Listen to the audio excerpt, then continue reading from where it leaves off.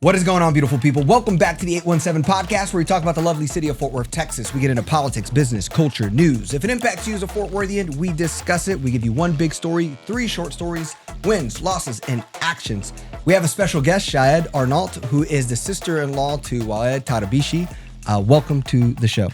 Thank you for having me. Yes. Well, we always start with, what is your Fort Worth story? I know you live in Arlington, or you're from more the Arlington area, but what is your Fort Worth story? Well, I was born actually in GPS Hospital, so he was born here in Fort Worth. This is where the story come from. Yeah. Can you give people context? I think a lot of people who maybe listen to the 817 pod, let's start with zero, as if people know nothing. Okay. What's going on today? So I'm going to start with, there is a family, Maher's family, Maher Tarabishi family. Him and his wife and his son came to the United States from Kuwait, 1994. They came here to Texas, Fort Worth, Texas. After a year, Wael was born in Fort Worth. Then after that, I would say about 4 years, Wael got diagnosed with Pompe disease.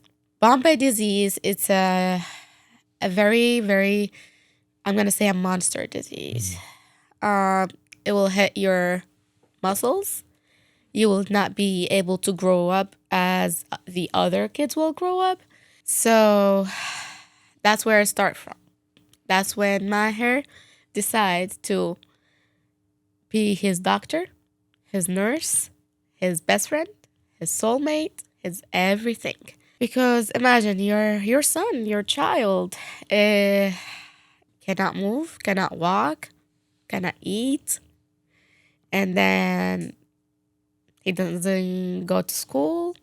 So yeah, that's when Maher decides how make sure that whatever Maher needs, whatever Wael needs, and whatever Wael is comfortable with, I will be doing it for him. Later on, Wael disease got more bad to the point that he cannot lift a finger. So he spent, since he was 4 until he turned 21, in Cook Children Hospital. He spent, that's in and out to the hospital, but mostly there was a time about 5 to 6 months straight in the hospital. So technically they turned Cook Children to their home. The doctor, the nurses, the whole staff of the hospital know who's Wael Tarabishi is and who's Maher is, and the room, and they will be like having lunch and dinner and like literally a house. After he turned 21, you cannot be in Cook Children anymore. You have to get out. That's when Maher took that I am his primary doctor, caregiver, nurse, and everything for Wael. Imagine, you were 4 years old until you're 30. That person is by your side, day by day, hour by hour, minute by minute, and second by second. And then, without a warranty, without any heads up, or I may not be here for the next 2 months, because he's been 2 months now, disappeared. Can you give us what was the process, or what happened, of how that happened? Maher Tarabishi is an amazing person. Let me start with that. Amazing person, kind person. And he did came legally here to the United States. Let me make that clear for everyone, because that's what makes me, confused. Like, why is this going on right now? Like, why is this happening? He did came here legally, and he's on supervision status right now. That means you can be in the United States, but you have to come and check with the immigration center once a year, which he been doing that. He never missed an appointment. He wanted to make sure that he is legal here. He wanted to make sure that I'm here for Wael, because you don't want to be risky. You don't want to risk it. I want to make sure that everything I'm doing, all my papers is good for Wael, not for himself, for Wael, for his son. So October this year, Maher went to his yearly appointment. which is usually it's 5 minutes appointment. He will go in. They will open his like folder. He have all his papers at the folder, and then they actually will ask about Wael. At this point, they know who's Maher. They know what Wael, and like they know what the situation is. This time was different. Maher did not come home. This time it wasn't 5 minutes. We were like looking at his location. It was like, okay, 1 hour passed by, 2 hours passed by, 3 hours, 4 hours. I was like, okay, something is going on. So at first, Maher was kidnapped by ICE, Dallas Field Center. And then that's when everything starts. That's when the story comes. Maher was held there for almost 4 days. And that center, it wasn't supposed to be to hold people on, like, it's not like a police, station or anything. It's a center to like do and go and check your paper and the status and make sure you're legal and all that kind of stuff. Offices for processing, not places for people to be staying for long periods of time or overnight. Exactly. Imagine for 4 days. Imagine that for 4 days. And you know what the problem is? That he wasn't alone. It wasn't like, oh, you are in a room, you gotta stay here for 4 days. No. It was him with other 30 people. 30 people that like they literally stacked them like sardine. And then it was very cold. That's when the temperature dropped down in Dallas. So no jacket. There is no food or water. And then one bathroom. For 30 people. Yes. For 4 days. So later on, that's when I got the information from him. But we did not know right away. Not until later on. Not until he got transferred to Bluebonnet. Later on, after 1 day passed by, so 1 day we did not hear nothing. Zero call. We don't know where he is. We tried multiple detention center. Not in the system yet. We don't have that. We don't have him. So later on, after one day passed by, he called us, still at the Dallas Field Center, and then he called us saying, "I'm gonna be transferred tonight to Brayland Detention Center." I was like, "Okay, now we know where you're going to be. We're gonna tell that to the lawyer. It's 1 hour away. Okay, that's good." 1 day passed by, 2 days passed by, 3 days passed by. At this point, he's not at Brayland. Calling Brayland every day, more than 5 times a day. He's not there. Then, like, okay, where is he? Imagine you don't know where's your loved one is. Like, where is he at this point? Like, we don't know nothing about him. We don't know if he's alive or not. Where is he? So at this point, like, we literally don't know where is he. Is he dead? Is he not? Like, we don't know. Ice of Tarrant was able to help us out and actually tell us where is he. That's where we found out he's a Bluebonnet Detention Center. So not him, not them. Yeah, an outside organization of just who's just trying to help people and track people who have been abducted and disappeared from their families. They did not let him to call his family to know where is he. Yeah. So we can send the lawyer, we can do something about it. And have you heard context? Because, I mean, Bluebonnet's been in the news an array of times for its situation. How is the situation in Bluebonnet? So we asked him that question, and we've been telling him, what's going on inside? Tell us. How is the treatment you're getting? And are they giving you your medication? Is there enough, food? And like, are you warm? He's saying it'll still be better than the Dallas Field. That's not saying a lot. Yeah. A place where you're supposed to be housing people humanely is better than the office that I was held in with 30 people in one bathroom. He was saying that the people, the officers that at Bluebonnet, it's way better than the one in Dallas, the Dallas Field.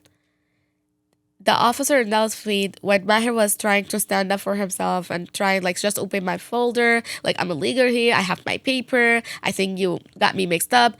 The officer was responding with, shut up and sit down, I don't care.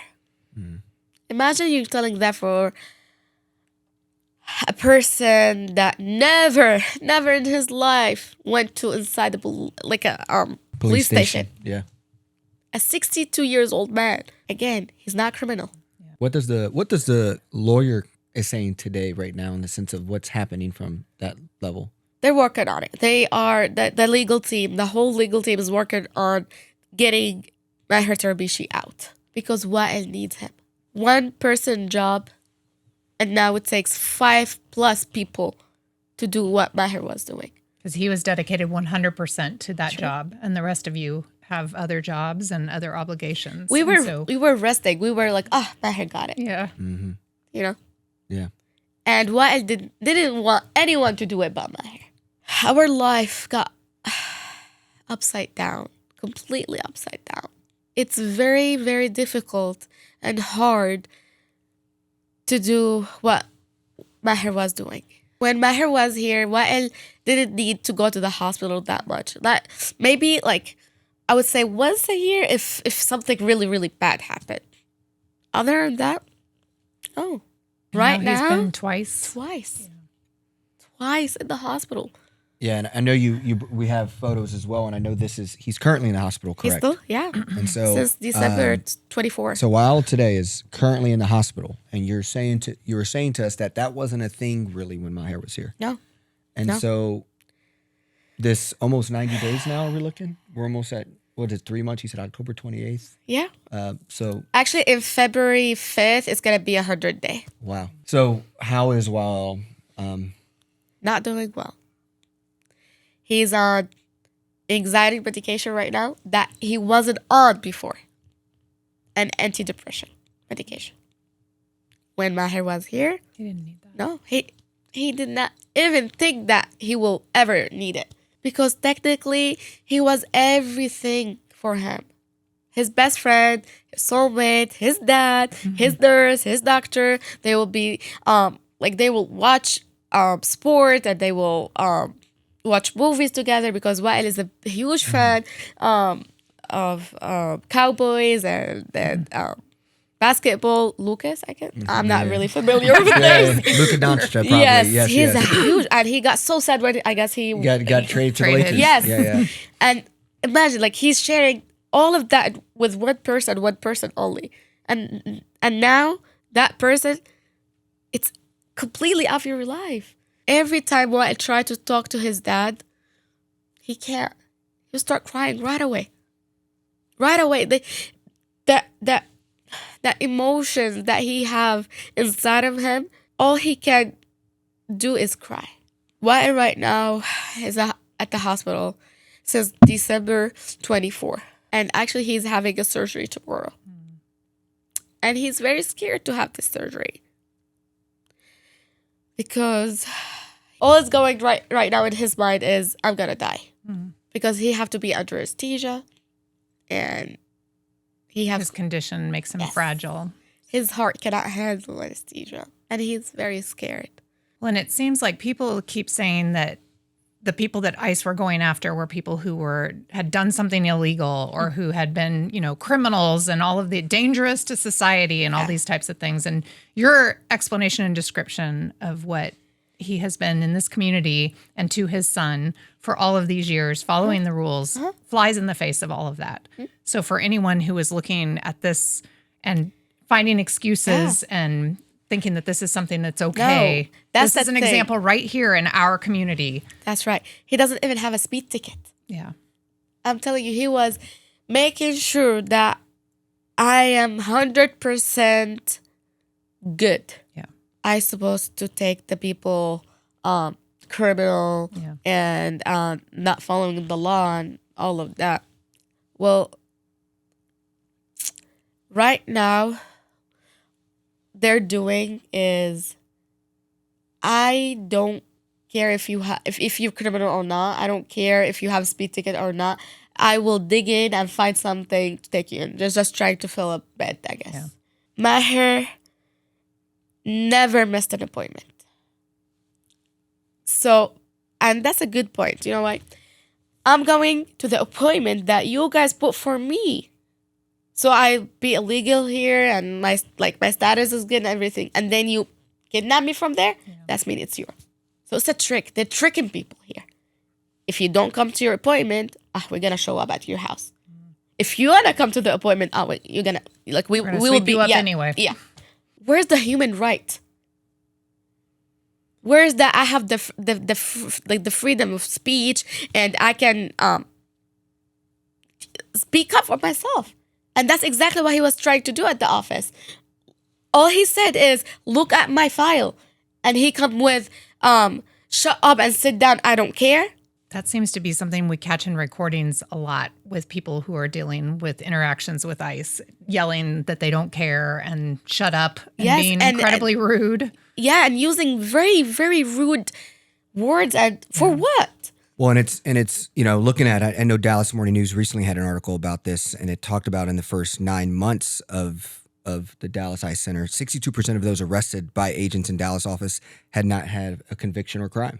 So the idea of a quota, the idea of trying to get people in beds, and to do that to people who are elder, following the rules, and people who also truly don't have a voice because of medical care. That's right. These are often the silent and the people and the crannies that maybe the normal American doesn't realize how these kind of things impact you. I mean, man, I just think about how much we all take for granted for having our families in our lives. And I think hearing your story is just making me realize you don't realize how constant, how consistent someone in your life is. Until you lose it. Yeah. Yeah. And actually, you know what? That's recently someone died at Blue Bonnet Detention Center. He had a heart attack. It was a man, an older man. They took him and his son, and then I guess they separated them. And then that man was trying, I just want to see my son. Is my son okay? And nobody gave him any attention. 2 days later, he was trying to tell the officers that I'm not feeling well. I'm not feeling well. And that's actually really happy because Maher told us that. He saw that. No medical attention was there. There was no doctor around. And there's no nurses. Heart attack. That's when the officer was oh, move away. Let's get medical. But he been saying for days that I'm not feeling well. My heart hurts. There's something wrong. Yeah. And not just him. I heard a lot story that people are actually dying inside the detention center. And I not saying anything about it. Not commenting, not zero. Which actually literally hurt me because these people have families. These people have loved one. You can't just tear family apart like that. I think it's a dehumanizing factor. And, one of the things you mentioned before was how much it takes for the rest of the family now to fill in, and that his wife has some health issues of her own that makes that very, very challenging. So that's the point of the amount of effort and energy it takes and the things that have to be done to help someone who is in such a fragile condition and has such a life-threatening illness. That's why I go back to my first point that Maher is such a sweet person, such a kind, that he cares about his wife and his son. And that's why he said, all of that on. Yes, my mother-in-law fought cancer twice. She had a knee replacement, and she was supposed to get the other knee this year. But she couldn't. She can't. Yeah, the recovery from that would be a challenging thing. Who's going to take care of Wael? Okay, I'll help. My husband will help. Her nephew will help. But we don't know how to really take care of Wael. And you know what? I'm not supposed to read comments. But when I read the comments on Wael's videos and Maher's post, we'll get a doctor or nurse to take care of him. Well, not you take care of him. Well, you don't live with us. Well, you don't see the struggle that we have every single day from the moment we open our eyes. People don't really know details. People don't want to know details. Yeah. They just want to assume and want to talk and drop a comment down. Instead of that, search what Bomba disease is. Look further about like what really it takes to take care of someone have Bomba disease. I know you guys had a recent press conference That's true. by the hospital. That's true. I know you guys have been in the papers and different capacities on TV. Where are we today, and what are some kind of next steps and things you would like us to know as community members of the 817 and people in Tarrant County? Yeah. All what we are doing right now is trying to let people be aware what is going on. Trying to wake up people. I feel that people right now are so afraid that they don't want to talk, they don't want to share, they don't want to protest, they don't want to do that. I'm afraid. What if? Well, that's how they got us. Because we are afraid. Imagine if all of us, stand up and start talking and like let our voices out, and enough is enough. What is going on right now, it's not supposed to be going on. Isn't it? This should be America, the free land, the human rights. Where is it? We should not be afraid to speak up.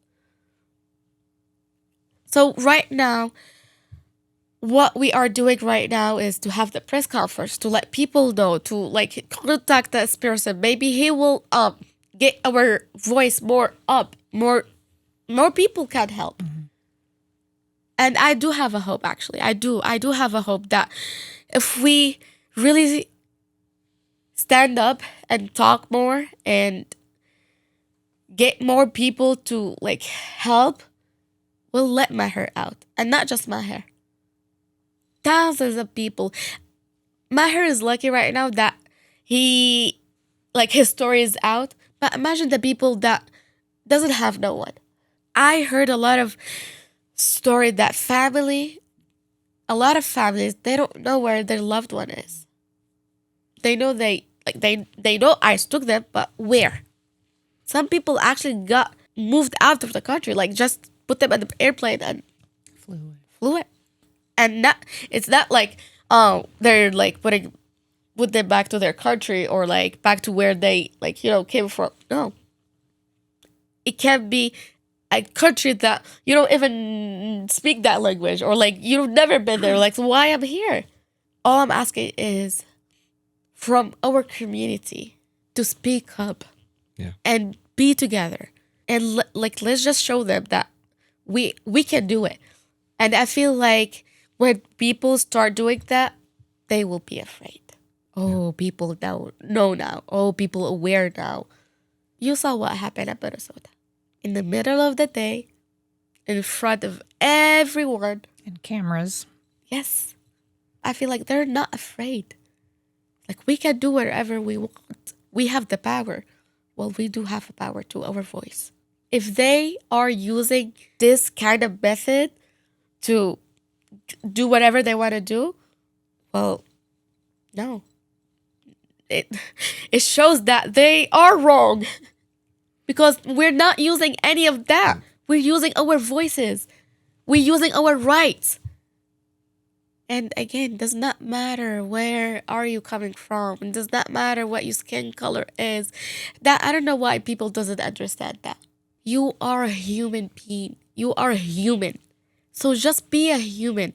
So what Latino? So what Arab? So what Middle East? So what white? No. This is not how it should be. It should be that you are a human. You have a heart. Open your eyes and see what exactly is actually happening. Fight for the right. Don't wait for it to happen to somebody that's in your family or that you personally know, because there's plenty of examples out there of people in our communities that we might not know personally, but through you sharing your story of your family, it becomes personal. Well, I appreciate you for using your voice and coming on to the 817 pod. Thank you for having me. You came and spoke to some of the 817 Gather community as well, and sharing that. I know you still, at that time, we're having a GoFundMe account for Yes. your family still. And so Yeah. is that still alive? Yes, that is still alive. So we'll go ahead and put that in the show notes. Yes. Make sure to be able to use all of your privilege and capital. If it's not just your voice, your assets, your networks, your money. Anything else before we go? I hope this ends.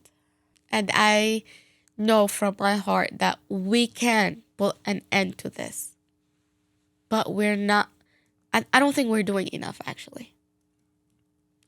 I feel we can do more. So let's just stop it. Stop it right here before it's too late. And that's why I want to tell the people, believe it. You can do it. Absolutely. All right, so there you have it. That was Shahd Arnaout, who is a part of the Tarabishi family. Thank you for coming on. Thank you for ICE out of Tarrant for all the work that seems to be done there and several other grassroots organizations working with the family. Yeah, we usually get the privilege to come on here being a little bit more silly, a little bit more energetic. And, this one showed something that I want to kind of ask you guys as we get into this 3 short stories. Shahd said something there that, we're not doing enough. And just this weekend, we had over 1,300 people downtown for a ICE out of Fort Worth protests due to what happened with Renee Good in Minneapolis. Yeah, so that's short story number 1. Yeah. And so I think for me, as we start that as our short story number 1, the protests, I think there was a lot of positives there. But I think the ultimate question is one, is that enough? What's next after that? And what does us doing more look like? Mm-hmm. Because clearly this fascist government that we are operating in is spending billions of dollars, more money on ICE than public education and the Marines combined. And they're profiteering. I mean, the amount of revenue that is created, and you look at the stocks of the companies involved, and how independently a lot of this is being operated off the systems of this country due to Donald Trump's want of control beyond the executive seat. This is an example of a family who is falling between those cracks of harm, and luckily they have each other. But I would like us to make sure us, Tarrant County, get this right, rather than me sitting here a year from now, reacting. And so how do we amplify? How do we get more? And what does that look like? And what was the protests? You think, you, Wesley, you, Annie, you guys lived here for decades. What do you feel about Fort Worth and how Fort Worth is operating around the ICE situation in this country? I just wanted to talk a little bit about how the protest came together, because I know when, we saw how Dallas reacted, everyone was asking well, where's the one in Fort Worth? Who's doing it? And I instantly thought, oh no, because the person who normally does the big protests is Sabrina, but she's busy helping the Taylor Remick campaign. So who's going to step up? And then Thursday night, group text was going off where, Sabrina was helping people plan the whole thing.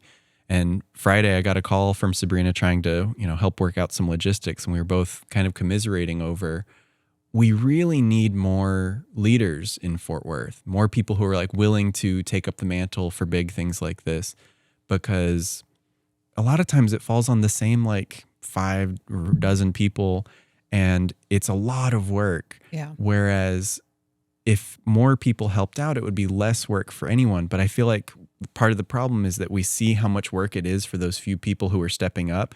And we're like, ooh, it seems like a lot. I don't know if I could do that. Yeah. And it's no, if we all did a little bit, if you picked a lane and you focused on it and brought people together to help out, it would be such a lighter load for everyone. And so I'm so glad that it did end up coming together, but I really hope that we need to have some kind of organizers academy or some way to start teaching more people to take a leadership role in, if you want to change the city, don't obviously help out other people who are, but also see in yourself that you can be a leader. You can be the one to organize the big. Yeah, I think to your protest. point, it's the lack of leadership doing this stuff, because I hear constantly from people asking where they can show up to march or where they can show up to be at a rally or a protest. But when you say, oh, would you like to take on this extra thing, then they have a harder time. But I think they've done a good job at Indivisible of sharing tasks that they need help with. And then I think that's a way in for folks. And then maybe they can grow into being full-fledged leaders so that it doesn't fall on just the small group of people. And I do think the young people led this time. Yes. I mean, I know Sabrina helped with like, the nuance, but Sunrise Tarrant, Tarrant County Young Democrats, Democratic Socialist Association of Fort Worth, Panther City Anarchist Organization, the National Alliance of DFW. Yeah. That's a lot of people to come together very quickly. I'm really proud of all of them. Yeah. And that, I mean, also just the youthfulness there was amazing in the sense of the organizing. And I think also, if you really look at a lot of these orgs, they're very Tarrant heavy, and a lot of the kids who did operate this, they do live in Arlington. They do live in the suburbs. Hurst and Keller, yeah. Yeah, and so there's still just a lot of room for hopefully, they can also, and we can maybe help from, I feel like 817 Pod is top funnel, right? People hear, they start getting more passionate and wanting to get involved, and then they can kind of flow into these all the different organizations. These different organizations. And what's crazy is what I would love is to see what is the membership increase in enrollment for Democratic Socialist associations across the country after Zohran Mandami won. Yeah. And so I'd be interested to go to a DSA meeting to see how many new people, because I bet some people who just sat in the seat are now being asked to be officers or organizers in those seats as well. So it all feels coming together. I thought we did a phenomenal job. And I think there were some smaller events, like in South Lake, they had an event, which I'm always surprised and pleasantly surprised when I see people doing this in South Lake. Denton, I think, also had an event. 24, I mean, they're a strong group of people with Buddy and team. Yeah. That's good to hear. Well, to get us back on subject. So I missed the protest because I was in a birthing class all day, but y'all were there. So tell me, what was it like? Well, when I was a little bit late, and I think you got there a little bit. Like, I wasn't there right at the very beginning of it. So I walked up, and I'd seen some coverage on social media that I was happy to see, because I'm always like, are a lot of people going to show up? And I saw on social media that a lot of people were there. So I walked up to a pretty large crowd. But one of the first people that spoke to me said, I thought there'd be more people here. And I was like, I thought this seems like a good amount of people for something that just got pulled together in a few 24 days. hours notice, Yeah. So I guess there was a large crowd in Dallas. So she was referencing that. And Dallas has more, global national organizers, where I feel like Fort Worth, if, when we get to the next stories, we're very much municipal, local, hyper what's going on right here in Fort Worth, and how can we make an impression here that then maybe is a part of this larger movement, right? And I think that is what makes Fort Worth a little different as well, is, we are a city that 60% of our people live outside of the loop. So we're really a wide city as well. I mean, we saw how many people were at the Philadelphia one. When you look at cities that are technically smaller than us, but you see how many people they show out. Denser, yeah. Yeah, and so I just think how Fort Worth is set up, it's set up for us to not see each other or see the impact of everything. And what's crazy is I was in Sundance the weekend before this. There was a salsa band on Sundance that I'm sure Sasha Bass, sponsored. And, there was a couple hundred, Latinos dancing salsa, merengue. I mean, the gongas were going. Everybody was rocking. And I was having a blast. And my sister was with me. And she was like, man, this is so cool that this happened in Fort Worth. And I'm like, at the same time, then you had like this version of downtown happen. And I think what's crazy is like how much Sundance is trying to do for the Latino community, which is also the most impacted by what's happening with ICE.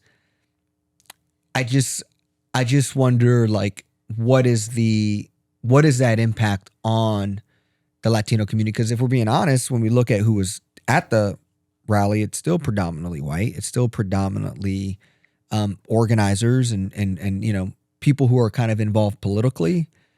So I'm trying to figure out, like, how do we bridge like those two things? And I'm afraid that maybe, the Basses are also trying to keep a party to not see all the horrible things that are happening. And so if we keep having parties, it's like, oh, well, I get a lot of this free entertainment. And so I don't realize all the pain that's happening around the city. So I don't know. Those are things I'm trying to surf through and connect somehow. And I'm just observing as I do on the podcast. Is that all you do? You just observe? Yes. I don't think so. As much as I talk, 90% observing. Think about it. I think there was a lot of going back and forth in various articles, speculating as to size of crowds and all that, which I think is always the case when they're reporting on these things. I always have the least faith in Fort Worth when I read the comments on articles about protests. Yeah. It's a cesspool over there. I mean, what is also a cesspool, this could be my loss, but I mean, the Star Telegram is just dog right now. I mean, Harrison Mantis has been on paternity leave for a couple months. I mean, they just lost Bradford, let Bradford go. I mean, that place is, and then you have Bud Kennedy doing his, his thing where he's saying that Democrats are going to get in trouble by connecting ICE to law enforcement and we'll lose elections by doing that. Then you have the Ryan guy who also said, like, who is to blame depends on what party.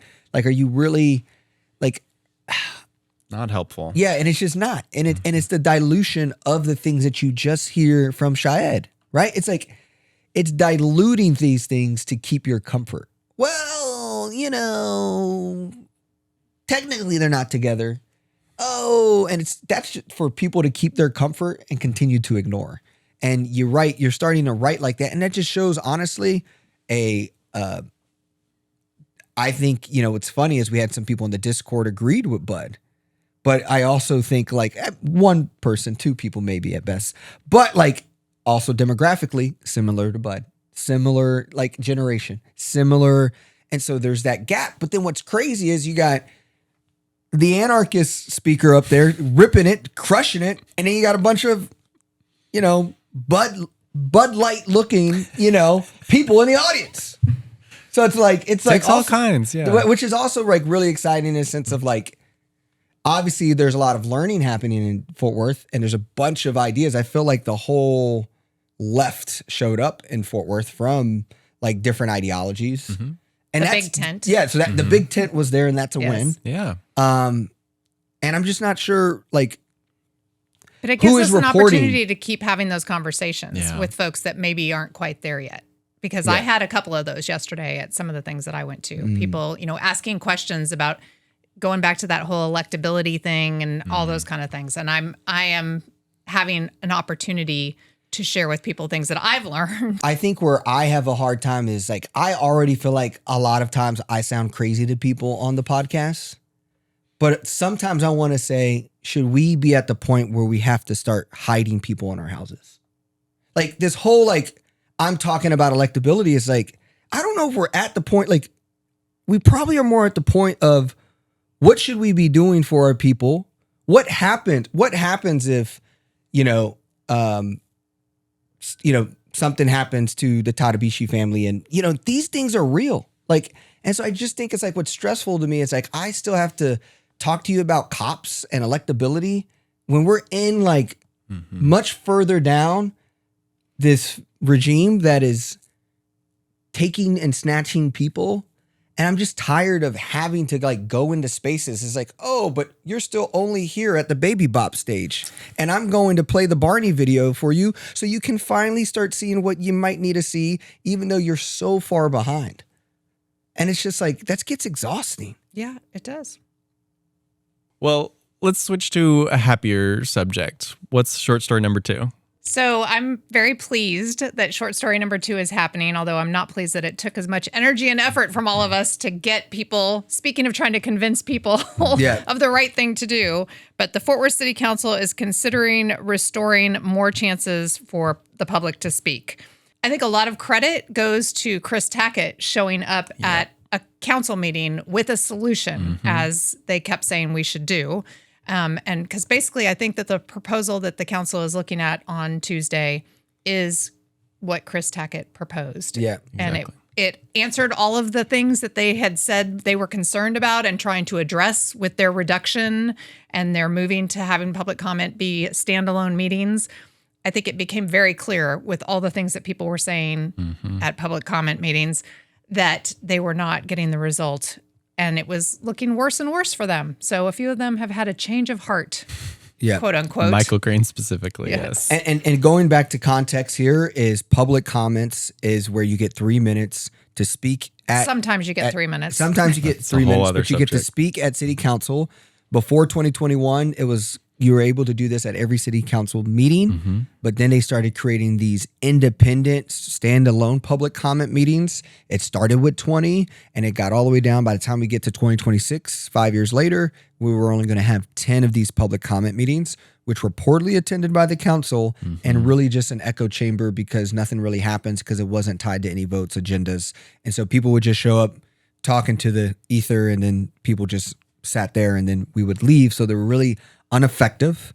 But so now we are what Ann just said, this Tuesday, January 13th, 6 p.m., it is now up to a vote to restore public comments connected back to every city council, giving us 20 chances rather than 10, being tied to the agenda, and being there when they actually should be active and involved. And so it is a huge step forward for freedom, First Amendment rights, and democracy. But there's a lot of context and stuff we need to get right to that's still up on the fence. Yes, because we still don't know the exact language of the amendment and like the nitty gritty of it. Because one thing that I'm concerned about is the time limit. Because my whole time going to city meetings, I've never seen a reduction in the time limit until December when they pulled that bullshit because they said they had to get to the tree lighting ceremony, which annoyed me in particular because I brought a group to speak about the Community Arts Center, had 12 people show up, and then they cut my time to where I couldn't even do it. And then in January, I was like, okay, let's try again. Like, they have no valid reason for why to cut time. And then at the last public comment, I checked all day, making sure my video was going to play, I was going to get the full time. I show up, and they say everyone's cut down to 2 minutes, and then me as a part of a group cut down to 4 minutes. I had to play a 3-minute video and then give a 3-minute speech. I was so pissed. And there was no valid reason for why this would be. They said enough people showed up and they didn't want the meeting to go longer than an hour, which is crazy. And every meeting is longer than an hour. So, and also they said something was passed in September that allows this to be the mayor's discretion, where if it's going to be longer than an hour, she can cut the time however much she wants. That's insane. So I think, like, as a lot of you who listen to the pod are also the people who organize, and hopefully you're showing up to public comment, 6 p.m., signing up to speak will be in the show notes. I think there's a couple things we need to be asking for, right? Yes. That 3 minutes always and 3 minutes forever. Yep. No matter how many people show up. Should we have it in the front of the meeting? That's one of the suggestions. Front of the meeting rather than the back of the meeting, because then people don't have to wait all day until you get done, and they're just waiting to know when they get to go. The virtual, bringing back virtual. Yes, big point for me. Because, I mean, Brad had a good point when he made his public comment, is that it prevents working families from ever being able to have their voice heard. Yep. Unless they want to provide some childcare. Yep. That would be another option. And what you just said around the lack of giving the mayor the power to just cut it out of whimsical. Yep. Just because is something that needs to have more accountability. Because I want to be clear is that based off what I'm understanding from council members is this whole reduction of public comments came out of nowhere. And you remember us, we were all having a meeting, organizing, and we, luckily we have an insider here with Ann who said, guys, I think public comments is on the docket this Tuesday. 5 people show up, and we were able to give some type of press. In that 5, the Patrice Jones things happened. So just think about all the things that, like, one, we have to call it we have to call it. Maddie Parker tried to oppress people, sneak it in, not tell anyone else. Everyone is caught off guard. They're so caught off that at the same time, she gets this one in here where she can reduce it if she wants to. So it was in October when this was written in. And so she saw what we were doing. She saw how people were coming and how we were showing this is not the kind of leadership we want as Project 2025 is going through this country, and we're the front lines of our democracy. And so she was trying to silence people And now people are seeing that this is not the way to go in Fort Worth. And we cannot let that be hidden that this was intentional, that we didn't have to go 2 steps back to get 1 step forward. People are like, how happy you are. Like, what? Fort Worth still now operates like it is in 2021? Yeah. Like, okay, like we just got back to what we were before Maddie Parker. Yeah, in 2021, the mayor would usually allow someone to finish their sentence or their thought. So that could even be a couple of sentences. Now the microphone goes off as soon as your 3 minutes is up. We saw an example at this last meeting of time being started before the person started speaking. And so then if you're not ready to look at that and see immediately, then and you're cut down to 2 minutes, that cuts into the time that you're allowed to speak.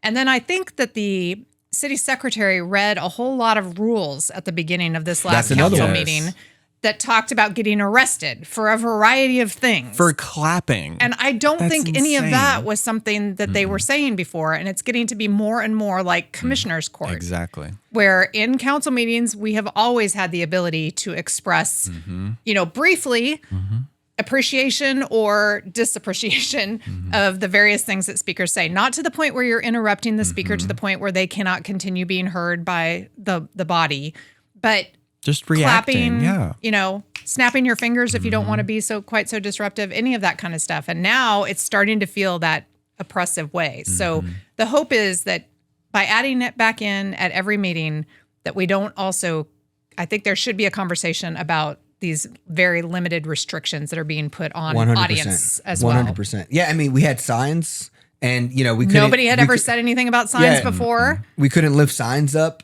And that was such a vibe killer because, like, once a cop tells you not to do anything, everyone's like, T-Rex arm showed up. So this, like, fuck, man, vibe killers. Yeah, an and 8.5 by 11 piece of paper is blocking the people behind you. Yeah. As if a cowboy hat isn't. Yeah, exactly. That's And what so- I said. but- We got to but make them take off cowboy hats. And so we did do the whole rate your report card for city council. So really quick, I'll go through those grades here.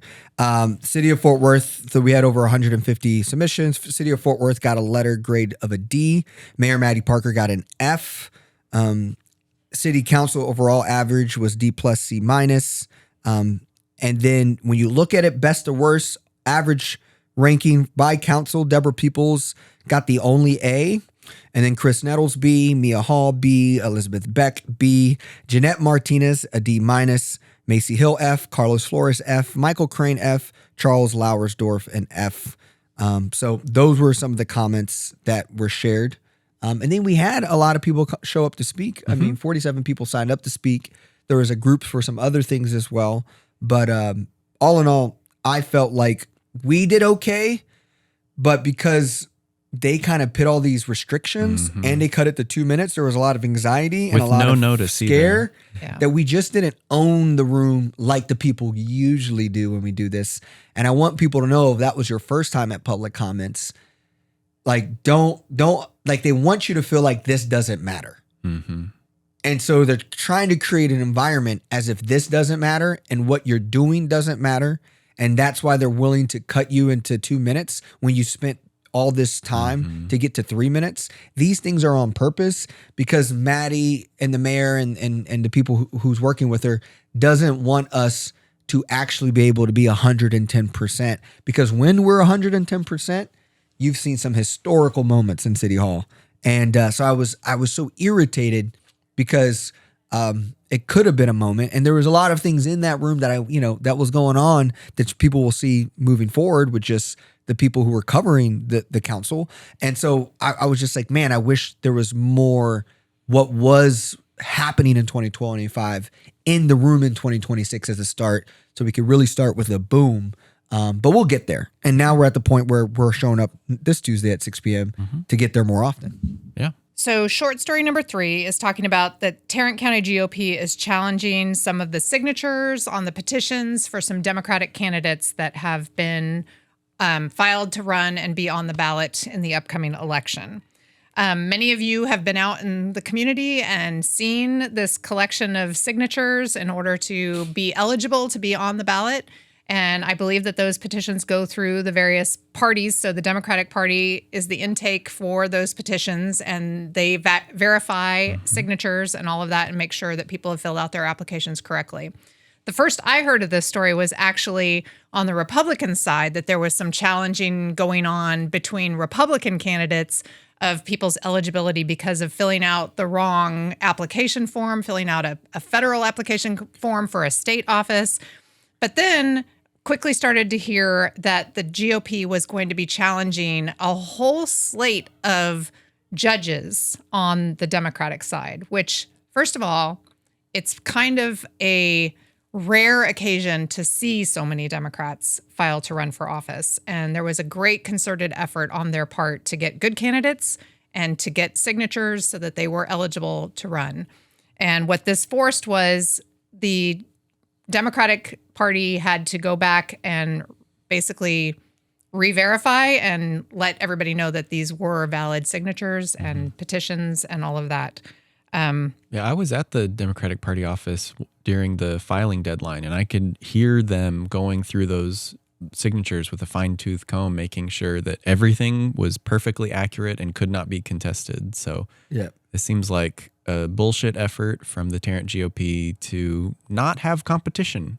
Yeah, and it was one justice of the peace, Rodney Lee, and then there was some criminal courts and district courts on the list, and yeah, I think so. Word on the streets, and I saw the poll, but they wasn't able to have access to it. But there's an insider poll, 400 plus people in Senate District 9, and where they favor and what they're favored with, and Donald Trump is not liked. People are worried about affordability. People are also worried about a lot of things that I think when you look at how Taylor has been running his campaign is good for Taylor Remitt. And I think if this new Davis guy, Tim Davis, this is going to be his first election at the helm, I think he's a lawyer. He's the lawyer who worked with Keller ISD to try to segregate Keller. And I think now that, Beau French used social media and everything was a nail and he would just hammer, I think we're going to deal with someone, Tim Davis, who's going to try to use lawyer legality and all that stuff to press and distract and make our lives harder. And so luckily we have great people, though, that stepped into positions at the Tarrant Democratic Party. And, a lot of these people are doing this work also are very experienced. So no one seems two-phased, but it's just a lot of extra work they had to do. And I think this Tim Davis guy, this is going to be the style he brings, trying to leverage and push muscle. It just seems like a fallback to kind of the redistricting thing. If you can't win by the merits, then just change the boundaries to make it easier for your candidates to win. If you can't win by the merits, find a way to disqualify people and make people do extra work to show that they are qualified. And it's an array of things on top of limiting voting locations. We also have the early voter. I mean, the people who were registered to vote, thousands of people registered to vote, but they didn't get processed in time. So they are there. I think the Tarrant County Republicans know what's coming, and I think they're just trying to hold the bleeding from happening. And I think we're also holding our breath to find out what's going to happen with all of our voter records being given to the president by our governor. Yes. Oh, that's a whole different story. But speaking of, the Republicans limiting voting locations, I saw an article about the Dallas Republican Party, how they are trying to switch their primary to precinct-only voting, which is something I know Republicans in Tarrant County have been wanting to do for quite a while. I know Manny Ramirez that was his number one thing when he first got elected county commissioners. He wanted to switch to that, which it never makes sense to me because you're hurting yourself more than anything. But it almost seems like in the Dallas County Republican Party, they might be doing it knowing that this will hurt the Democrats too, because my understanding is that both parties pay together for the county to handle their elections jointly. Yeah. And so if the Republicans aren't paying their full share in order to switch to precinct-only voting, which makes it harder for people to get to vote, then that would damage the Democrats too, and this whole thing might fall apart. I don't know. It's been hard to get a full understanding of that, but even just me reading that, I'm like, I hope the Tarrant County Republicans aren't reading this and getting ideas because. Well, the whole idea of being able to vote anywhere was so that, you're not always in your precinct for work or whatever you have in your daily life. So to be able to go anywhere and have the system recognize you and not have to be on a little paper thing where they look up your name and your address and all of that, they can do all of that with technology. So it seems like going backwards 100%. Absolutely. I mean, at least they backed off on the idea of hand counting ballots because that's where they started with all of this. And then they realized they had no way of having enough volunteers to do that in the time frame in which they're required to do it. So they backed off of that. But then they're continuing forward with this idea of precinct only voting. And I don't think that the Democrats can do it another way. I think they would have to do it the same way because then the argument would be even if the Democrats could go and do more and allow people to go everywhere, I don't think that the argument would be then you have two separate ways of voting for the different parties. And I think it has to be the same. So I think whatever is agreed upon by the majority, which is, you have people from the Democratic Party, the Republican Party, the county all making these decisions, just like we do in Tarrant County.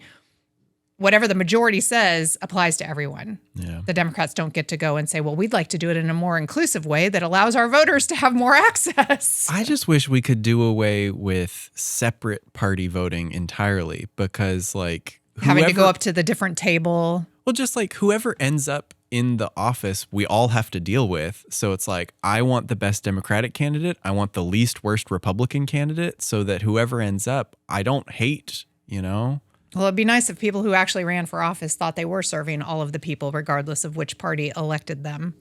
Would be nice. But also we're I don't know. I also think we're in the zone of, because people come up to me, right? Because I was pretty hard at city council to everybody on the council. And Give them all an F. Yeah, I gave everybody an F. And people were kind of hurt about it or worked up about it. And I just think this idea of worst Republican, least worst Republican. Yeah, that thinking is just I don't think MAGA walks around and say, oh yeah, I'm let's think about how we could work with the least worst Democrat. I think it's about, I'm not saying this is right, but something we should start be thinking about. Why can't we have a MAGA energy of the left that is not about, oh, well, let's try to meet with everybody and let's try to make space for ever. No, let's go eat this place up and actually build real power. And I think that's a real thing we have to start asking ourselves. Well, I think what we've seen has been successful is people who have unapologetically run on policies that are for the people. Yeah. And so to your point, like who? You're right. I mean, in other states it's happened, but even in this state, the polls are showing that a person who is talking about housing and talking about affordability and talking about pay and talking about healthcare is the person who is coming out on top in the polls. So it's not just in New York. It's locally here too. So I think back to being unapologetically progressive and leading with policies that help the people is what is resonating with people and hopefully resulting in them voting for those people and not going around trying to chase somebody who's never going to be convinced. Yeah. I agree with you. But and I don't know how much it's the policy. I think persona is a valuable piece. And I think if it's Zoran had a great persona, he would walk into the barrio or the bodega and get a dap. And it's I think everyone knows affordable housing, healthcare for all. These are that's starter template for us to go be relevant. But then you have to have aura, you have to have persona. And I think if you're talking about Jasmine Crockett against James Tellerico, Jasmine Crockett then also has persona. And I think that is what we're also seeing is we're building our personas of the left that then will make us, oh, honey, you think we got to negotiate with you over there? No, we don't. So they didn't tell you Fort Worth is blue now? I'm sorry. Oh, you think I care what you got to say? No, I don't. You know how many we got here? We got 6. You know what that means? You just got to sit there. That's what it should be like in working session. No more oh, Roger saw Buddy hit 3 home runs in the Pee Wee baseball. I don't care about Roger. All right? I'm sorry his daddy's the way he is. I don't know. This is the energy we need in Fort Worth. This is the energy we need in Texas. We just got to quit. Like, oh, but there's some people we can, and that's what I'm thinking. It's just like, I want to flip this chair. But I know a lot of people, with our 817 gathered table, people are talks about like, oh yeah, I listen to you. And my husband's like, uh-oh, EJ's off his rocker again. And I was like, wait, is it your husband 80? Like, what are you talking about? I'm off my rocker? But so one analogy I got about our group was from Bradford. Bradford said, I was like, I swear I'm the Kobe Bryant of the team. I said to Bradford, he says, EJ, if you're the Kobe Bryant, realize that Kobe Bryant missed a lot of shots. And let's just say you got some really good people rebounding for you. Didn't he name one of those really good people? Yes, and Zeta and Wesley Kirk. So, but I thought it was perfect. He's like, you shoot a lot of shots and sometimes you miss. And they're there to pick them up when you miss. So I appreciate Glad to be part of the team. It's the only basketball I will be playing. Awesome. You want to move in wins and losses? Yes. So apologies for everyone listening. We have the craziest wins and loss section I think we've ever had. So I'm going to rapid fire these. First off, we had awesome 817 gather at the table. We met in Arlington at a Thai place. I'd never been there before. It was great. Rojo showed up with a banner he made. That said 817 gather at the table. That was awesome. Amazing. It took a while to get there. That was my only drawback of it. Boy, driving to Arlington is not fun. I want a train. Yep. I would like a train to take me to Arlington. I think everyone at that event would have agreed with you. Another win is that a reporter that we all talked to finally came out with their article in the Texas Observer, and it is called, "Could This State Senate Runoff Be a Tipping Point for Tarrant County?" When he first reached out to us, he was wanting to do a larger story on Christian nationalism and Fort Worth being a breeding ground for it. And it sounds like his editors kind of chopped a lot of the meat off of it, but he says he wants to make more stories about it. So shout out Tyler Hicks. Keep writing. We saw that the Texas Teachers Union is suing the state over disciplinary actions tied to Charlie Kirk posts. So this is why unions are good. They stand up for their employees when injustices happen. So yeah, we need a stronger Fort Worth teacher union. Do we even have one? Like, I would love the president or somebody to be on the pod. Like, how do we build teacher muscle? Like, I want us to. I mean, Texas puts such a thumb on unions for teachers. Like, they can't do much of anything. But as police far as can. like striking or any of that stuff. Yep. Exactly. Negotiating, I probably think, is not as easy as some other unions you just named. Yeah, that's a policy that needs to happen Statewide. It's like teachers, they should get equal rights to a police union. Whatever you give police unions the ability to do, teachers should be able to have the same access to do the same thing. I like that. But this point. is a win in that this union stood up for teachers' rights to have freedom of speech in their own personal social media outside of school. We're not talking about teachers doing anything in the classroom. We're talking about what they did on their own personal social media outside the classroom. Yep, definitely a win. And we have three crazy arts and culture wins. First is that Midori Clark, the library director, gave a proposal during Tuesday's work session for how we can incorporate art into libraries and community centers throughout Fort Worth. Big win. I mean, it's obviously not a replacement for the Community Arts Center, but the need for art space is huge in Fort Worth. And the city should be taking a major role in bringing art, making it accessible to people. So this is a big win in my book, and I want to see more of it. And right now it's just 2D art, and they're going to look at how they can incorporate performing art and other things in different places. We also saw that the African American Museum finally has a new location. They were a tenant in the Community Arts Center, hoping to one day build their full museum, and now they're right next to Texas Wesleyan. And they're just seeking the last $40,000 from the city to complete the construction. And then also the Kimball Art Museum was named the top free attraction in Texas, which I was a little surprised by. Personally, I like the Amon Carter Museum better. But hey, art on a state scale, that's a win.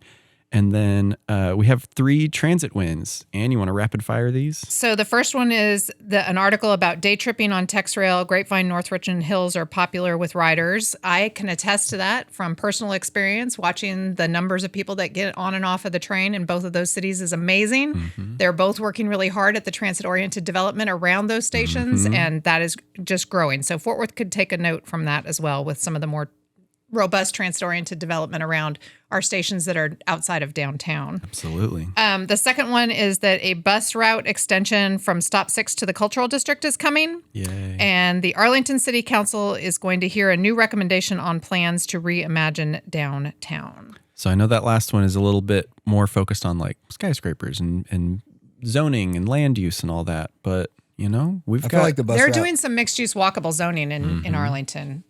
I feel like I would have liked take a beat from that too. I would have liked the bus route extension from Cultural District to Stop 6. Well, buses go both ways. Yeah, but I feel like Yeah. title wise, it's like y'all want culture, come to us. Yeah. I like We that. don't need to go to y'all. Y'all need to come over here. And there is a lot over there. And with the Evans and Rosedale and Kinfolk House Yeah. and the African American Museum that Wesley just mentioned, there's culture on both ends of that bus route. Yeah, So and win-win. all the I'm just worried about all that riffraff from West 7th getting on the buses and coming to Stop Going 6. into Stop 6. Genuinely true. I know, it's like that's a real, if you guys want to play that game too. Yeah. You got to worry about gentrification and displacement. Yeah, And then one thing that was crazy to me, like 3 days in a row, my friends were in the news. So How Tran had an article about her new restaurant that's popping up in West Fort Worth. You want the best dumplings in town, go check out How's Grocery. And then my friend Devin Goodman had an article about a good man's education and all the events she's been planning She for loves artists you and too. community. It's like, God, why everybody loves Wesley all the time? She does love you. He's very lovable. She's so great. And then also Wellman Project had an article called A Decade Strong. The Wellman Project moves towards more support for North Texas teachers. I mean, we talk about them quite often, but if you don't already know Wellman Project, go read this article. They do amazing stuff, and we're all very proud of them. And then EJ, you want to finish us off with this last win? Is that West Fort Worth nonprofit fills emergency food gaps, continues distribution in 2026. This is like, I feel like I really want to get out and actually hang out with them at one of their events in their schedules. What's the name of them? The name is the Fort Worth Community Collaborative. Kima there is super cool. That's the really only person I got to spend time and got to talk to, but I just want to go over there and do some more work and see how we could help, like have them maybe on the pod or whatever, like they're doing some really cool, fresh work. Yep. And With they food just got and clothing. Yeah. I mean, it's huge gaps that are being filled. And I think that this actually just sparked a reminder in my head. I was telling my husband that he has a bunch of professional clothing that he's getting rid of. And I had heard that somebody was collecting professional clothing and it might be them. So I'm going to have to follow up and see if that's the case. Yeah, their community closet. Great. They're great mutual aid. They just do so much cool stuff. Yeah. And for losses, we're going to rapid fire these as well. Texas child care programs could see funding delay during national crackdown. I mean, that's just depressing. We also see Arlington's HandyTran service could see changes in the way users pay for its rides. One of the very few tiny little bits of transit that Arlington has, and they're already making it more inconvenient. And I really don't like that. And if you don't know, HandyTran, what it is it is a public transit option for handicapped people. So basically, Which I think cities are required to have in some form or fashion. yeah, So part they of have ADA, to do I it. believe. And then this one we kind of mentioned, we saw coming, is that court dismisses pastor's lawsuit alleging Tarrant County judge violated free speech rights. So this is when Bishop Kirkland tried to sue Tarrant County for violating his freedom of speech when he got kicked out for just acknowledging that someone clapped. Insanity. And wasn't it, I think the article says that it was because of the lawyer that he hired is not in the district. So it seems like if that's the case, if it was a technicality of that sort, that maybe he could refile. Okay. Maybe future good news there. And then one that pisses me off, developer behind $10 billion Fort Worth data center requests more land. This is the same one that we talked about that wants to take over Weston Gardens and all that beautiful nature over there. Fuck data centers. Now the fun stuff. Let's move into actions. EJ, you want to lead us off? All right, we have a very important action. This is where you can do something that is going to move the needle. You could be part of history and said, we brought public comments back in 2026 when you're nice and seasoned Fort Worthian.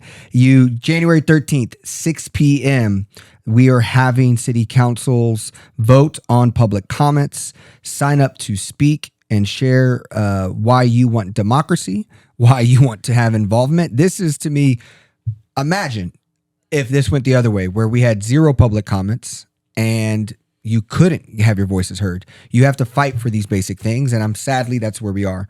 January 13th in the morning, though, at 10 a.m., we have Tarrant County Commissioner's Court. There's going to be probably a slew of different types of topics there.